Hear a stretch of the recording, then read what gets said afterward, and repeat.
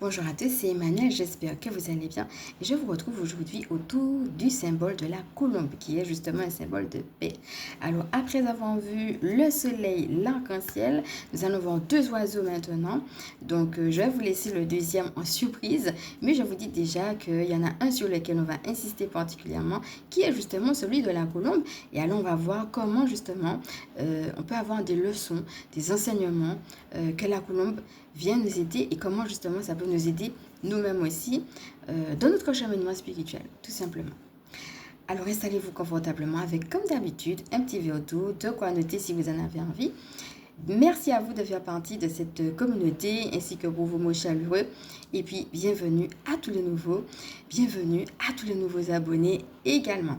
Donc, si jamais vous êtes nouveau sur cette chaîne, sachez qu'il y a une présentation de moi à la fin de cette vidéo. Alors maintenant, je vais vous laisser respirer profondément et on est parti.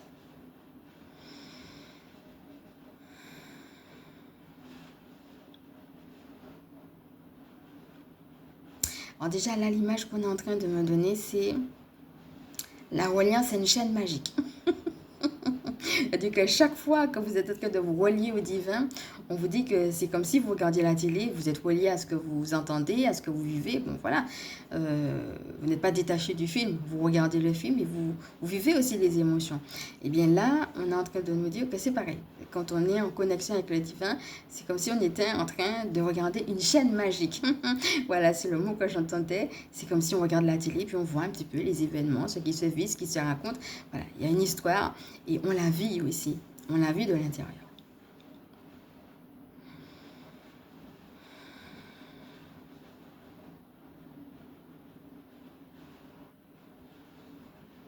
Alors là, on est en train de nous dire là-haut qu'il faut que nous prenions soin de nos mots. M-O-T-S, hein, ce qu'on est en train de dire. Et puis, j'entends parler d'organisation aussi, de nous organiser, de structurer les choses qu'on a à faire. Et aussi d'être dans une attitude d'écoute. Alors, ça ne va pas parler à certaines personnes, à tout le monde du moins, mais pour certaines personnes, peut-être que vous êtes aussi dans une dynamique un peu nomade. On me parle de voyage et on me parle notamment de voyage intérieur. Là, je suis en train de voir un oiseau assez grand de taille, de couleur dorée. Donc voilà, pour certains d'entre vous, ça peut être aussi la confirmation de voyage chamanique assez fort, mais dans lequel vous allez voir la gloire de Dieu, donc de continuer ce voyage. Et puis pour d'autres personnes, regardez un petit peu comment l'aspect nomade peut vous parler. Je crois qu'il y a certaines personnes qui en ont marre de l'aspect sédentarité, quoi. Être toujours fixé, avoir les mêmes routines, être toujours peut-être assis dans un bureau, vous voyez.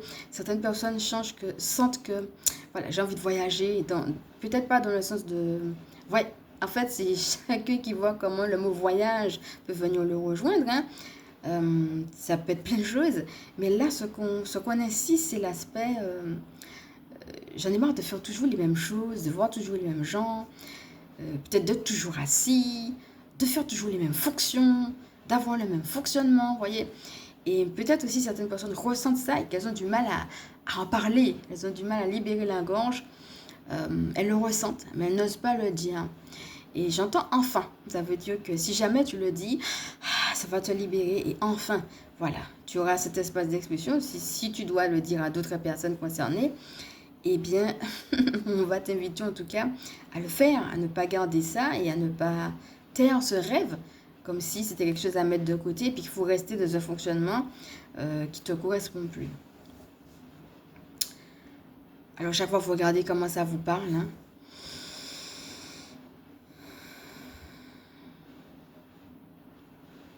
Voilà, j'entends que ce que vous recevez, c'est de toute façon des choses qui sont importantes et précieuses, hein. On a parlé de l'image de la télé tout à l'heure. C'est comme si vous receviez des informations importantes et précieuses. Voilà, juste de le savoir. De le sentir aussi, j'entends. Certaines personnes, c'est aussi à travers le ressenti physique et corporel qu'elles vont recevoir des signaux, des messages, des confirmations, même des informations. Le corps va venir vous parler aussi, hein. Certaines personnes ont besoin d'entendre que certaines choses vont passer par leur corps et on précise là que le corps a une dimension chamanique, hein. Le corps a une dimension plurielle Et notre vie a une dimension plurielle aussi, mais que le corps a une dimension chamanique également. Alors, l'idée, c'est de construire sur du roc, hein, de ne pas se laisser accrocher à du sable, à des choses qui... On reste accroché dedans parce que ça nous plaît, c'est agréable, c'est confortable. Mais en fait, on ne peut pas construire dessus. Donc, il faut faire attention à cet aspect. Je reste parce que c'est agréable, mais tout en sachant que ça me mène nulle part. Voilà, c'est l'idée. Là-haut, on est en train d'insister sur la notion de nulle part. Ok? Donc, l'idée de construire dans le temps. Ne restez pas obligatoirement accroché à certaines choses uniquement parce qu'il y a un côté agréable alors que vous savez que ça ne mène nulle part. Alors peut-être certaines personnes sont un petit peu dans le flou et se disent, ben oui, c'est bien beau tout ça, mais moi je ne vois pas où aller. Et je ne vois pas, voilà, elles ont un manque de vision. On leur demande tout simplement de prier par rapport à cela et que la vision va venir d'elle-même.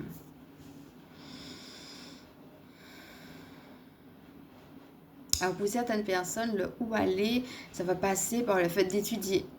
Étudier quelque chose de particulier. C'est un pas concret dans la matière qui va les aider à se ressourcer et puis qui va ouvrir des portes, qui va ouvrir une voie particulière.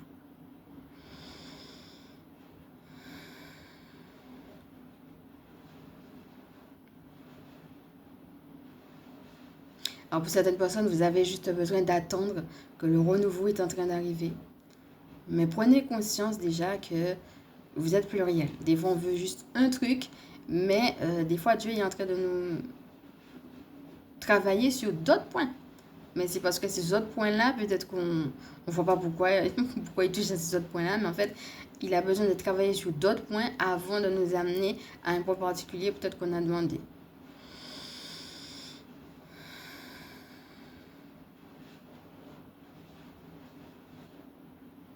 Voilà mes amis, on va revenir avec tout cela tranquillement et puis on va passer à notre vidéo du jour. On va poursuivre sur l'histoire de Noé revisité. Si jamais vous me prenez en cours, sachez justement qu'on a déjà parlé de cela. Donc ici, ça sera vraiment la suite. Je vais vous inviter à regarder la première vidéo qui en parle. Et on avait parlé du soleil. Donc juste pour remettre un petit peu dans le contexte. Il y a un déluge qui d'ailleurs va durer 40 jours. Et ce déluge-là va tuer toutes les personnes qui ne sont pas dans l'arche. Noé et quelques personnes et animaux sont dans l'arche et donc échappent au déluge. On arrive maintenant à un autre chapitre, un autre moment. Le déluge, il est passé, mais il y a eu ce traumatisme d'avoir perdu des gens qu'on aime. Et donc, il a besoin d'un signe parce que finalement, cette histoire-là, c'était douloureux à vivre. C'était pénible de perdre finalement des gens bien qu'on aime. Donc Noé va ouvrir l'arche et c'est là qu'il va voir le symbole de l'arc-en-ciel. Nous continuons justement sur notre histoire. On a vu la dernière fois que c'était un signe de confirmation, mais aussi le rappel de la promesse. D'accord? J'ai promis que tu n'allais pas mourir. D'ailleurs, voilà, c'est la preuve. Et j'ai promis aussi que je vais recommencer quelque chose de nouveau avec toi. Donc c'est ça finalement que, en voyant l'arc-en-ciel, il reçoit. Pourtant, il va mettre en place autre chose. La première chose, c'est qu'il va envoyer un corbeau. Le corbeau s'en va hors de l'arche et ne revient pas. Et c'est là qu'une deuxième fois, il va envoyer une colombe. La colombe s'en va et revient dans son bec avec un rameau d'olivier sec. Que s'est-il passé, mes amis? Remettons-nous là encore dans le contexte. À l'époque de Noé, les hommes et les animaux communiquaient, parlaient. Ils pouvaient se comprendre. D'accord? Donc, il n'y avait pas cet écart qu'on peut connaître aujourd'hui. Les hommes et les animaux communiquaient et savaient très bien se comprendre l'un et l'autre. Il a demandé au corbeau ce qu'il a demandé à la colombe, mais ça n'a pas marché.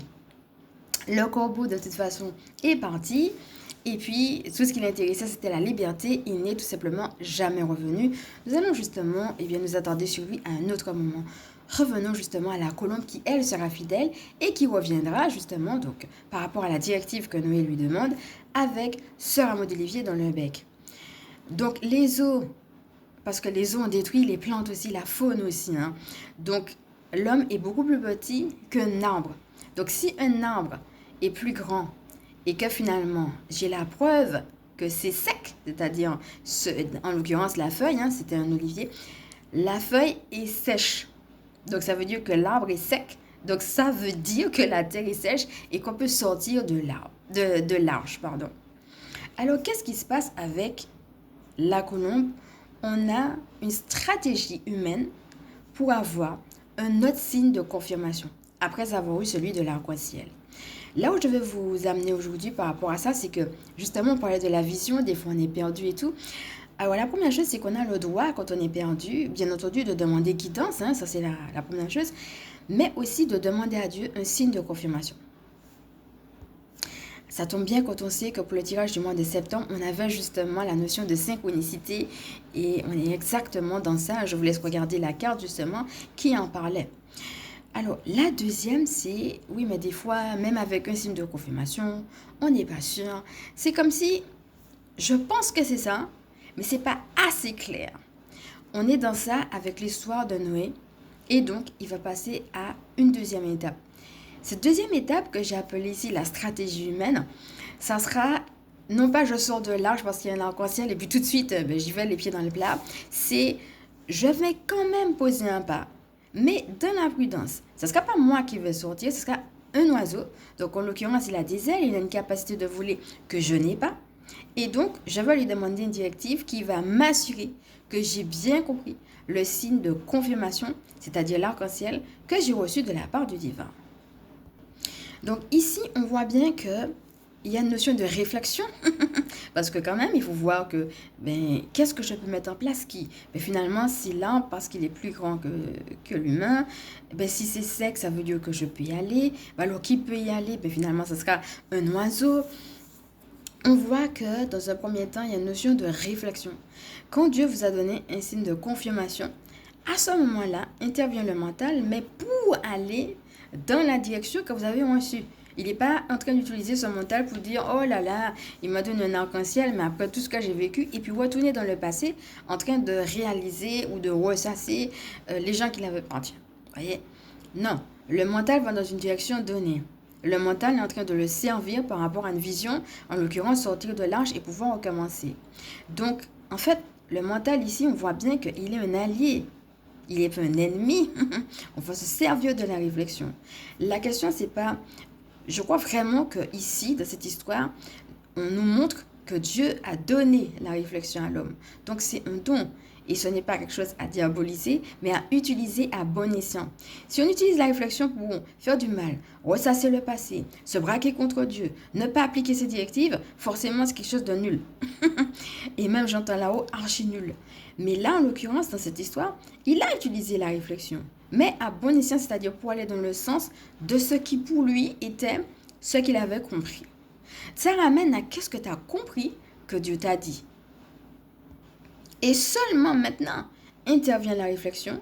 Qu'est-ce que tu peux mettre en place? Donc là, on voit que l'idée, c'est pas de plonger à 100% tout de suite, à fond, alors que tu n'es pas complètement sûr. C'est plutôt d'aller chercher d'autres éléments d'information, de mettre quelques pas dans la matière, mais qui vont venir te rassurer et dire « Ah ben ouais, finalement, il y a une corrélation entre ce que j'ai cru avoir compris du divin et puis les réalités de la matière. » C'est vraiment ici l'occasion pour les gens qui disent oui, mais quand même, j'hésite, est-ce que je devais vraiment y aller? De voir à travers cette histoire comment on peut y aller, mais en même temps avec une certaine prudence. Là, on parle de stratégie, mais on voit bien que la stratégie humaine est mise par rapport à quelque chose.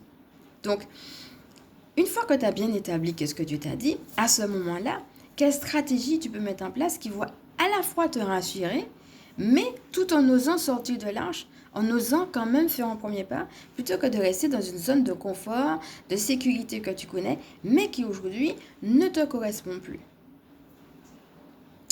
La colombe, en tant que telle, bien entendu, on peut imaginer qu'elle était douce, qu'elle était gentille, etc., qu'elle avait certaines qualités particulières, mais n'oubliez pas que le premier oiseau qui avait été donné, c'était pas la colombe, c'était le corbeau.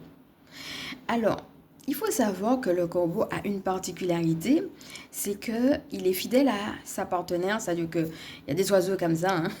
C'est qu'il y a des oiseaux, quand ils ont un compagnon ou une compagne, c'est pour la vie, hein, d'accord? Et le corbeau fait partie justement eh bien, de ces oiseaux-là.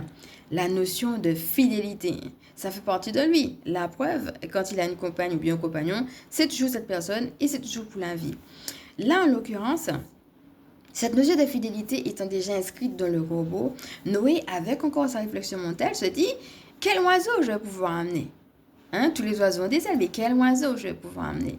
Eh bien, forcément, avec sa réflexion mentale, eh bien, puisque le corbeau a cette capacité en lui d'être fidèle, il va m'être fidèle. Donc, je vais envoyer le corbeau qui, dans sa fidélité, va de toute façon appliquer la directive. C'était sans savoir que le corbeau avait son propre caractère. Et finalement, lui, il ne pense qu'à la liberté et il ne revient pas.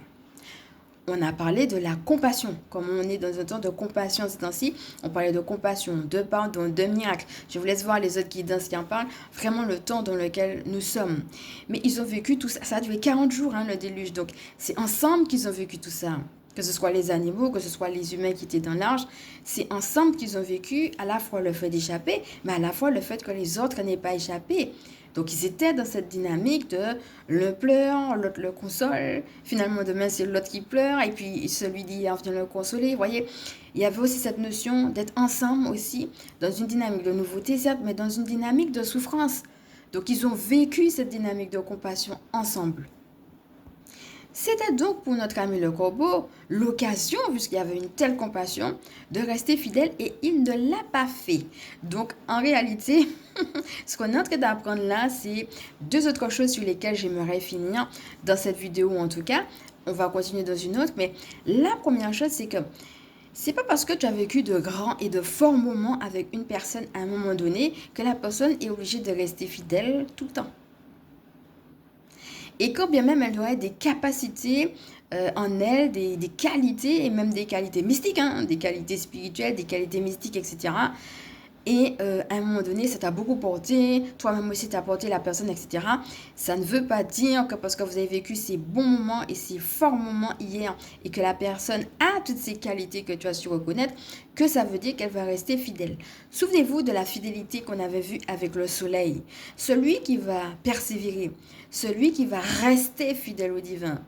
Mais en bout de compte, il y a aussi une image qui me vient là tout de suite, c'est une course et puis il y a un trophée qu'on doit finalement remporter. Celui qui remporte le trophée, c'est celui qui est dans cette dynamique de fidélité. C'est pas celui qui a le plus de qualités. Ici, le corbeau, il avait les qualités, il n'est jamais revenu, hein. Donc ça nous appelle, ça nous ramène justement que la personne que tu vois qui est bien aujourd'hui peut se comporter comme un Judas demain. Comme une personne qui te trahit, comme une personne qui est égoïste, comme une personne qui te dit mais c'est pas possible. Après tout ce qu'on a vécu ensemble, et pourtant si. Et c'est une première chose que cette histoire vraiment nous montre. La deuxième chose, c'est le fait de ne pas se décourager. Noé, il aurait pu dire quoi? De tous les animaux ici, c'est le plus fidèle des oiseaux, il ne revient même pas. Ah ben merde, et se décourager. Et il va pas le faire. Il va envoyer un deuxième oiseau. Il va envoyer la colombe. Cela nous montre aussi une deuxième leçon par rapport à ce que j'étais en train de dire là sur les deux oiseaux, c'est le fait de ne pas se décourager. Si tu sais que Dieu t'a donné une directive pour aller dans un sens donné et qu'il y a une première stratégie qui n'a pas marché, eh bien ça ne veut pas dire que la deuxième, elle ne marchera pas. Donc, ne te décourage pas. C'est sur justement cette belle phrase que je voudrais terminer la vidéo d'aujourd'hui. Alors regarde déjà comment l'histoire de la colombe a pu te rejoindre, a pu te parler. On a déjà vu pas mal de choses et comme je disais, on va pouvoir détailler davantage sur en quoi et pourquoi c'est un symbole de paix. On a déjà vu un petit peu, on va creuser davantage dans une autre vidéo. Mais déjà là, tu pourrais déjà me mettre en commentaire si tu en as envie et puis voir comment cette histoire est venue te rejoindre. Hein, l'idée, c'est pas forcément d'écouter l'histoire, mais aussi c'est de voir comment elle vient nous rejoindre aussi dans nos vies. Comme je disais, hein, quelles leçons on peut tirer pour nous aider à grandir, à avancer dans notre spiritualité. Alors, je te remercie d'avoir suivi cette vidéo qui est maintenant terminée. Comme d'habitude, je vais te proposer de respirer avec tout cela et on passe à ma présentation.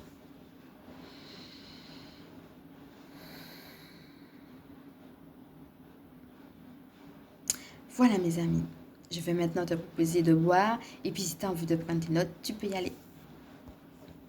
Nous sommes maintenant partis pour ma présentation. Je suis Emmanuel, je suis chamane. Ma mission de vie consiste à permettre aux énergies sacrées de s'intégrer dans nos vies humaines. Donc tu vas pouvoir retrouver le lien en description si jamais tu as envie de soins personnalisés ou alors d'une canalisation personnalisée et d'autres choses aussi que je propose. Je te laisse regarder tout cela en descriptif si jamais cela t'appelle. Et comme d'habitude, avant de nous quitter, je vais t'inviter à liker. Si tu penses que cette vidéo peut aider d'autres, à partager, à t'abonner. Je te fais de gros bisous et je te dis à bientôt.